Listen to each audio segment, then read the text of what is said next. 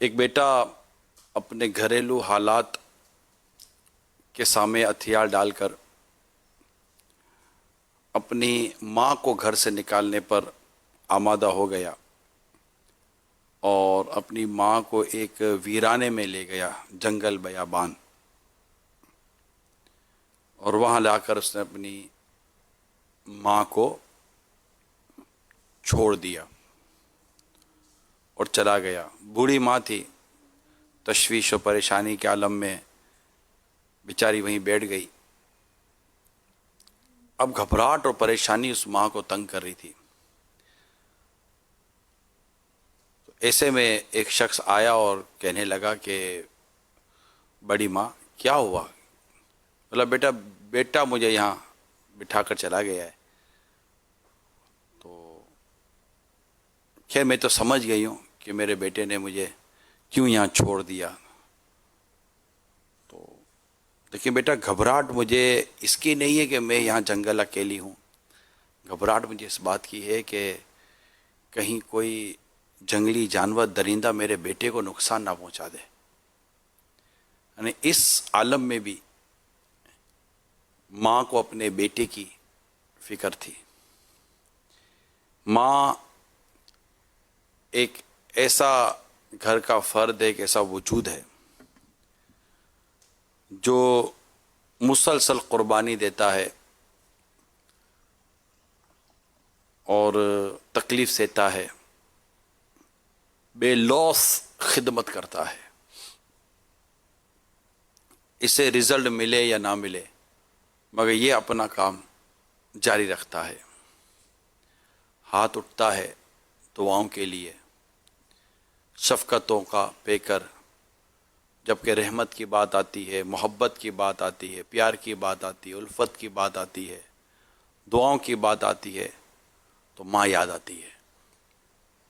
जब किसी तकलीफ़ में बंदा मुब्तला होता है तो अपनी माँ को याद करता है। बच्चा जब रोता है तो माँ को याद करता है, परेशान होता है तो माँ को याद करता है, दुश्मन तंग कर रहा होता है तो माँ को याद करता है, काश मेरी माँ मेरे पास होती।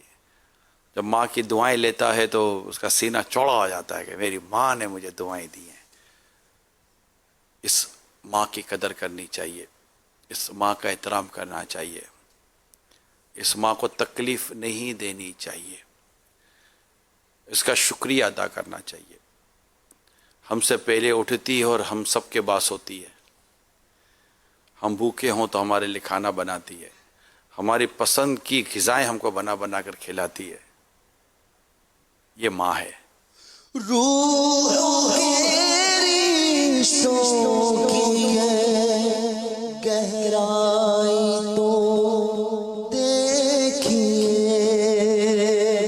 रूह के रिश्तों की है गहराइयाँ तो देखिए, रूह के रिश्तों की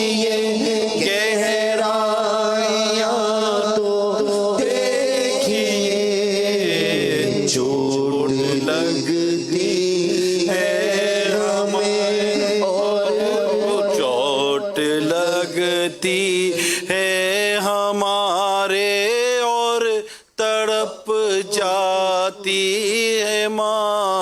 चोट लगती है हमारे और तड़प जाती है माँ। रूह के रिश्तों की गहराइयाँ तो देखिए,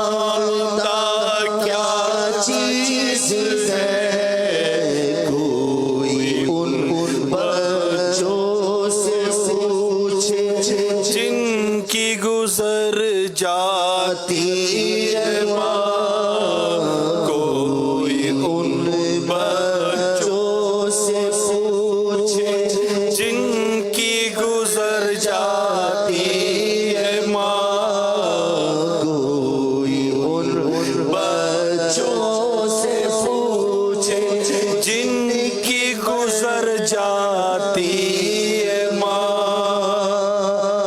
चाहे गम खुशियों में माँ को भूल जाए दोस्तों, चाहे हमें खुशियों में माँ को भूल जाए दोस्तों, जब मुसीबत सर